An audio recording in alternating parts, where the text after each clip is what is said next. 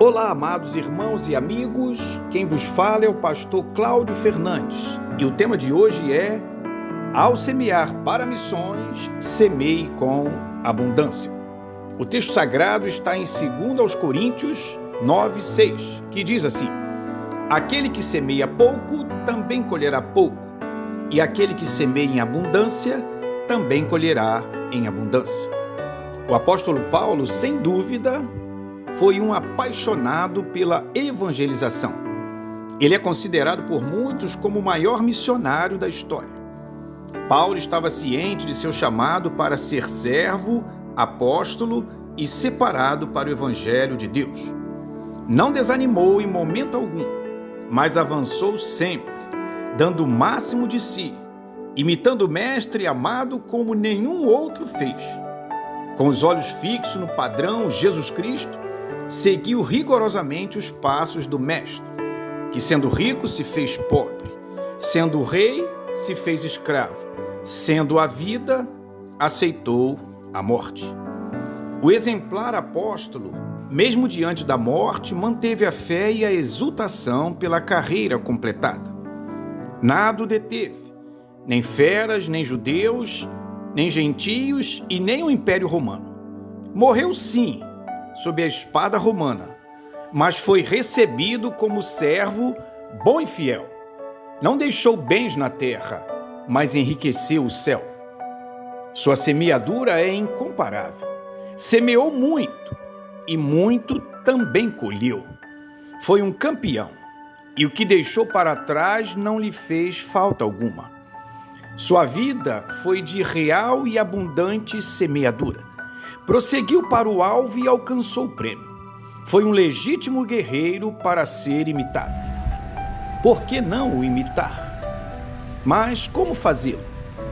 Quem se igualará em zelo, em fervor e abnegação por almas salvas para agradar o seu mestre?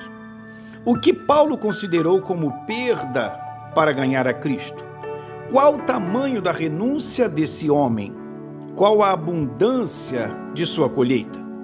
Podemos falar como ele falou?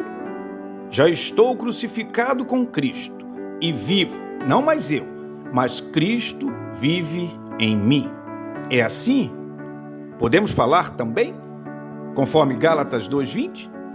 Aprove a Deus revelar a Paulo as doutrinas que iriam nortear as igrejas que seriam organizadas.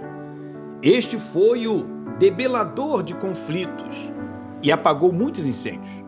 Foi duro, foi brando, era um pai e uma mãe. Era forte, mas se fez fraco. Era livre e se fez escravo. Estava vivo e também crucificado. Viu o céu, mas preferiu ser útil na terra. Esse grande semeador disse: fiz-me tudo para todos, para por todos os meios chegar a salvar alguns. 1 Coríntios 9:22. Como disse Adolf Paul a respeito desse nobre guerreiro, foi tomado da mentalidade do seu Senhor, que chorou sobre Jerusalém, orou pelos seus inimigos e rendeu sua vida em favor deles. O interesse de Paulo era totalmente voltado para a pregação do Evangelho de Jesus Cristo. Seu negócio era almas salvas para Jesus. Por isso insistia numa semeadura abundante que gerasse muitos frutos para Deus. Semear pouco traz pequenas colheitas. Quem pouco semeia, pouco também colherá. Este guerreiro era aferrado à pregação e falou como nenhum outro. Ele disse: portanto, sofro tudo por amor dos escolhidos, para que eles também alcancem a salvação que é em Cristo Jesus, com glória eterna. 2 Timóteo 2:10. Paulo disse ainda: o obstinado guerreiro: faço tudo isso por causa do Evangelho, a fim de me tornar coparticipante dele. 1 Coríntios 9:23. Sim, é verdade. O mundo agradece e louva a Deus por essa abundante semeadura de Paulo. E quanto a você e eu, que resposta daremos às perguntas de F. Davidson? Quão preocupado está você pelos que não conhecem a Cristo?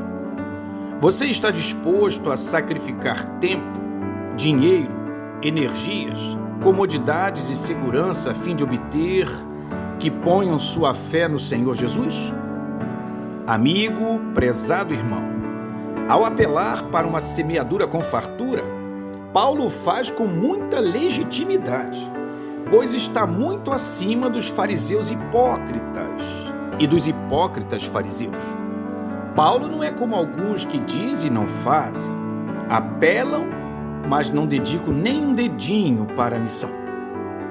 Quando o apóstolo diz: quem semeia com generosidade também colherá generosamente.